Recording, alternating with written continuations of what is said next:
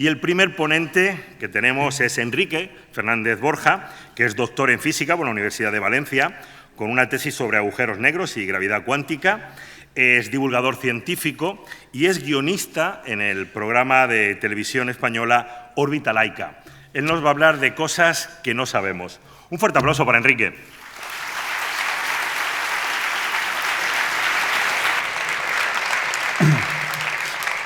Hola, muy buenas tardes. Y bueno, yo estoy muy contento de estar aquí, es la segunda vez que vengo a Passion for Knowledge y hoy, como me estoy haciendo mayor, pues no voy a hablar mucho de ciencia, voy a hablar de filosofía. Bueno, o de cómo estoy entendiendo el mundo últimamente y quiero hacer una oda a que la ciencia es esa gran obra que estamos construyendo sobre el desconocimiento más absoluto. Parece que la ciencia nos está llevando al futuro, sin embargo, si uno lo piensa un poco, la ciencia, bueno, y esto lo acabamos de ver en la charla anterior, es una acumulación de preguntas que todavía no sabemos resolver. Entonces, no sé cómo va esto. No sé cómo va esto. Esta es la primera pregunta que tengo que resolver. Que, bueno, perdón, esto no... ¿Hay algún sitio aquí? Bueno. Ahora, mire qué bien. Bueno, pues este es el título de la charla, el placer de no entender. Y, claro, aquí podríamos hablar de muchas cosas. Entre ellos, por ejemplo, está el origen de la vida. Hay multitud de cuestiones en química que todavía no entendemos. Y yo, por deformación profesional, como han dicho, soy físico. Lo siento de entrada. Es peor, luego viene una matemática. Yo me voy a centrar en la física y, sobre todo, en dos aspectos de la física. El primero es la física cuántica, ¿cómo no? La física cuántica, que tiene ya aproximadamente unos 130 años, le falta poco, pero podemos decir que hemos hecho cosas increíbles. Estamos a punto de conseguir ordenadores cuánticos que van a cambiar nuestro entendimiento de la computación y nuestro entendimiento de cómo hacer cálculos para resolver problemas reales, por ejemplo, para diseñar nuevos antibióticos ante el gravísimo problema que tenemos de las superbacterias, que es un problema real que tenemos que lidiar con él en breve. Eso va a ser muy, bueno, iba a decir muy fácil, va a ser relativamente sencillo hacer cálculos gracias a la computación cuántica.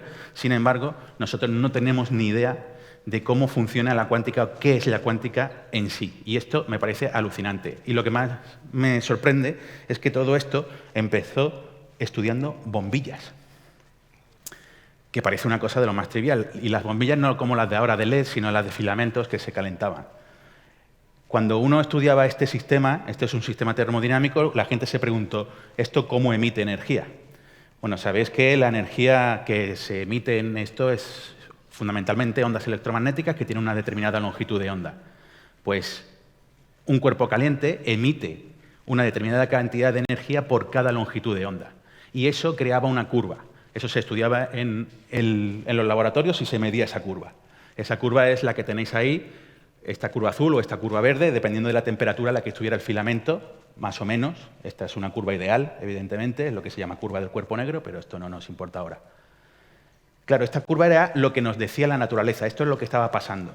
Si cogíamos nuestras mejores teorías hasta la fecha, que era la teoría newtoniana, el electromagnetismo y la termodinámica, lo que nos predecían esas teorías es que para longitudes de onda corta, cualquier cuerpo caliente a cualquier temperatura, debería de explotar la energía que estaba emitiendo.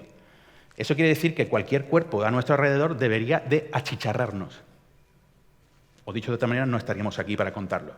Claro, esto supuso una crisis conceptual y dijeron, ¿esto cómo puede ser? Y aquí viene la mitología de la física y un tal Max Planck en 1900 propuso que la energía debería de estar discretizada y esta es uno de los grandes avances de nuestro entendimiento de la naturaleza. Esto nos ha llevado a aceptar que las cosas pueden estar en varios sitios a la vez, que pueden estar interrelacionadas de una forma muy potente, con lo que se llama el entrelazamiento cuántico, de tal forma que si yo tengo dos objetos que están entrelazados cuánticamente, aunque los separen, siguen siendo el mismo sistema, es decir, que si yo toco algo aquí, lo va a sentir aquella parte allí, y eso es impresionante. Y ahora la pregunta es, ¿por qué pasa eso y cómo ocurre? Y la respuesta es, no lo sabemos. De hecho, hay congresos, reuniones, se escriben libros, se hacen ponencias, se hacen tesis doctorales y llevamos 100 años intentando responder a estas preguntas y lo más asombroso es que no lo sabemos. Y en el futuro yo creo que tampoco lo vamos a ver. Como decía Jocelyn, yo creo que no voy a vivir para ver la respuesta a esto, lo cual me parece asombroso, porque recordemos, empezamos estudiando bombillas y vamos a acabar haciendo ordenadores cuánticos sin saber lo que significa la teoría. Es una prueba de humildad que nos pone el universo increíble. Vosotros podréis hacer muchas cosas, pero en realidad no sabéis lo que estáis haciendo. Es como llevar un camión a ciegas. Claro, la cuántica tiene muchas cosas buenas, como por ejemplo, que nos ha permitido entender la materia al nivel más profundo que existe. Podemos entender por qué los átomos son estables y no solo eso, sino que nos permite ir a cómo están conformados esos átomos que están dentro de los átomos, de los protones y de los neutrones. Hay otras partículas, que son los quarks. Luego tenemos los electrones, que son leptones y otros primos más gorditos de los electrones, como los muones o los tau. Y luego tenemos unas partículas, que son los bosones, que nos transmiten interacciones, es decir, la interacción electromagnética, la interacción fuerte, la débil. Y luego tenemos este amigo de aquí, que es el bosón de Higgs. Este bosón de Higgs es una prueba de que hay un mecanismo que nos explica el origen de las masas del resto de partículas, más o menos. Pero tenemos un problema, y es que esa partícula, que se postuló en los años 60, se descubrió en el 2012, en el LHC, en el CERN. El problema es que lo descubrimos y nuestras teorías decían que tenían que tener un rango de masas, voy a decir un numerajo, alrededor de 120, 130 gigaelectronvoltios, los kilogramos de las partículas, y resulta que acertamos. Esa partícula tiene una masa que es de 125 gigaelectronvoltios más o menos, según lo que nos dicen los datos oficiales de la física de partículas. Y eso es un problema, porque nuestra mejor teoría, basada en la teoría cuántica, nos dice que esa partícula debería ser miles de veces más pesada. ¿Qué ocurre?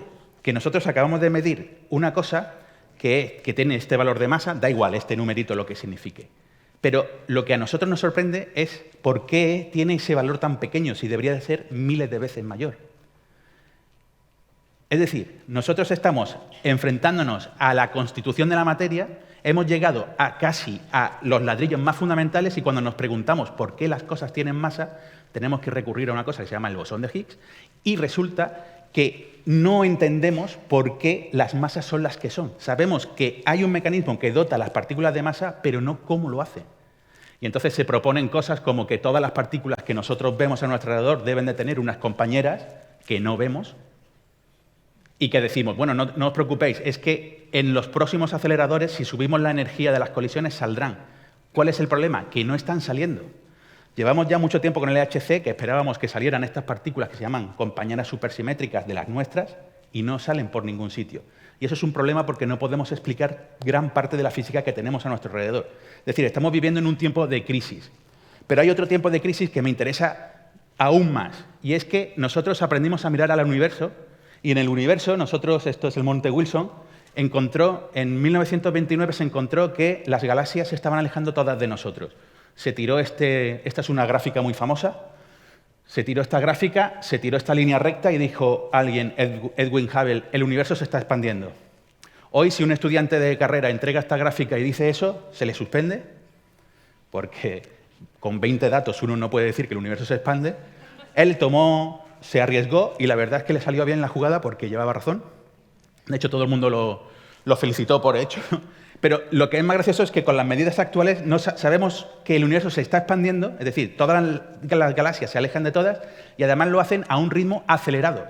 O sea, está incrementándose la velocidad de expansión del universo. Y esto ahora nos lleva a que hay un parámetro en el campo de la cosmología, que es lo que se llama el parámetro de Hubble, que nos está relacionada con la velocidad de expansión y nos proporcionan una medida de la edad del universo. ¿Qué ocurre? Que nosotros podemos medir eso de la expansión del universo mirando galaxias y viendo la luz que nos llega de las galaxias, si esta es más rojiza o es más azulada. Entonces podemos medir esa velocidad mirando cómo se alejan las galaxias de nosotros. Muy bien. De hecho, cada vez lo hacemos mejor. Cada vez cometemos menos error. Pero también lo podemos hacer mirando la luz que nos llega de todas las esquinas del universo en la radiación cósmica de fondo, que cada vez la medimos mejor desde 1992. ¿Y qué ocurre? Que tenemos dos métodos muy buenos de medir la expansión del universo, o la edad del universo, como queráis, y resulta que cada uno de los métodos nos da dos valores diferentes. Es decir, que con nuestras mejores formas miramos al universo, le preguntamos qué edad tienes o cómo te expandes y nos da dos respuestas. Y no sabemos por qué nos dan dos respuestas diferentes. Y esto es maravilloso, porque el universo se está expandiendo porque hay algo que hace que se expanda. Y ese algo es la energía oscura. ¿Qué es? No lo sabemos.